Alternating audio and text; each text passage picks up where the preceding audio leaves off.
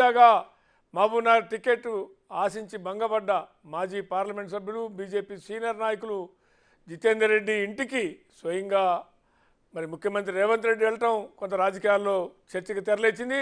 అక్కడ డీకేఆర్కి ticket confirm చేస్తూ BJP అధిష్టానం నిర్ణయం తీసుకున్న నేపథ్యంలో ఈ పరిణామం చోటు చేసుకుంటే, మరోవైపున బీఆర్ఎస్ నుంచి ఇప్పటిదాకా పోటీ చేస్తామని పోటీ పడ్డ అభ్యర్థులందరూ కూడా వెనకడుగు వేశారు. అటు చేవెళ్ల నుంచి పోటీ చేస్తాన రంజిత్ రెడ్డి, అదేవిధంగా మల్కాజ్గిరి నుంచి పోటీ చేస్తాన మల్లారెడ్డి కుమారుడు, మరోవైపున సికింద్రాబాద్ నుంచి పోటీ చేస్తాన తలసాని శ్రీనివాస్ యాదవ్ కుమారుడు, అదేవిధంగా భువనగిరి నుంచి పోటీ చేస్తాన గుత్తా సుఖేందర్ రెడ్డి కుమారుడు.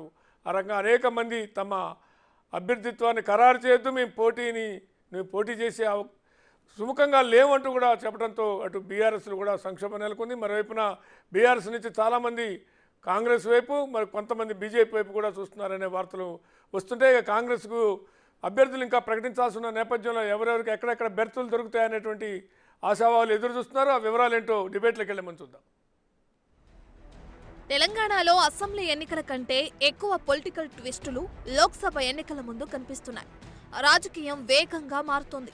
అసెంబ్లీ గెలుపు జోష్తో కాంగ్రెస్ ఎంపీ టికెట్లకు ఫుల్ డిమాండ్ ఏర్పడింది. అదే సమయంలో చివరి నిమిషంలో పార్టీ మారి వచ్చిన వారికి బీజేపీ పెద్దపీట వేస్తూ టికెట్లు ఇచ్చింది. అటు బీఆర్ఎస్ శిబిరం నుంచి పోటీ చేసేందుకు నేతలు ఆసక్తి చూపడమే లేదు. చెప్పాలంటే చాలా మంది జంప్ చేసేందుకు రెడీగా ఉన్నారు. కొందరు ఇప్పటికే సర్దుకున్నారు కూడా.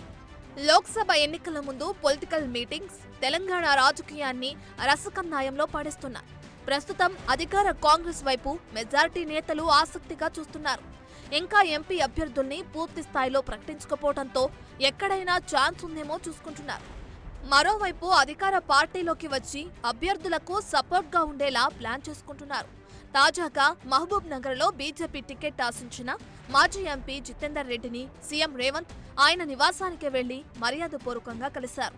బీజేపీ టికెట్ డీకే అరుణకు ఇవ్వడంతో జితేందర్ రెడ్డి అసంతృప్తితో ఉన్నారు. దీంతో ఈ భేటీ చర్చానీయాంశంగా మారింది.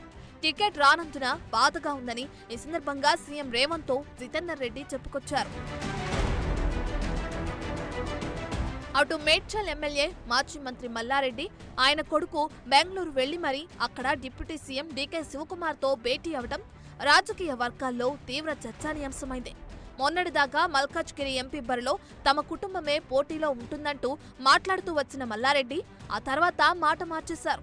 ఓవైపు మల్లారెడ్డి కాలేజీలో అక్రమ నిర్మాణాల కూల్చివేతలు కొనసాగుతుండటంతో పోటీ నుంచి వెనక్కు తగ్గారా అన్న డౌట్లు పెరుగుతున్నాయి. ఇప్పటికే మల్లారెడ్డి ప్రభుత్వ సలహాదారు వేం నరేందర్ రెడ్డితో భేటీ అయ్యారు.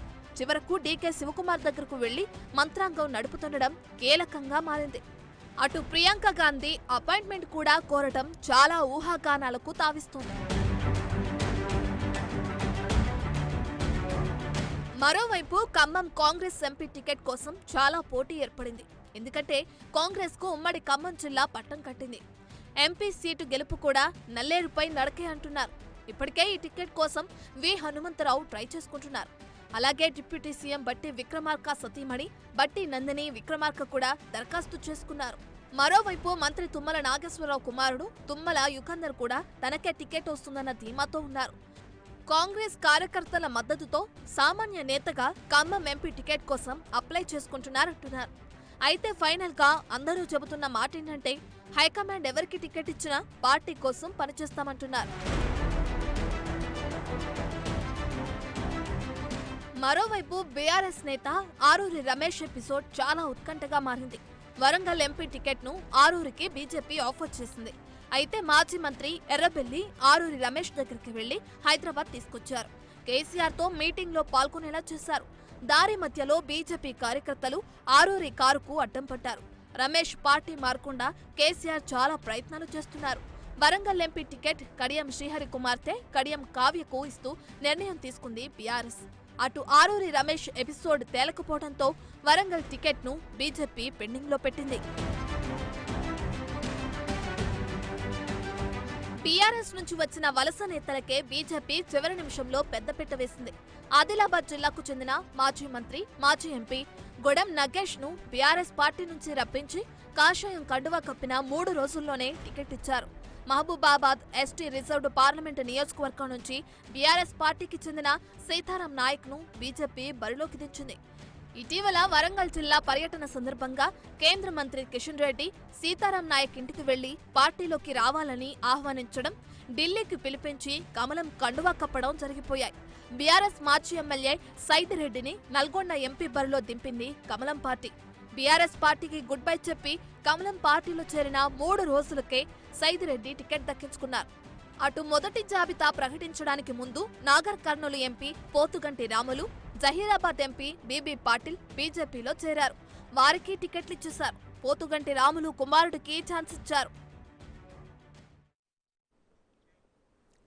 ఇదే అంశంపై మనతో చర్చలో పాల్గొనేందుకు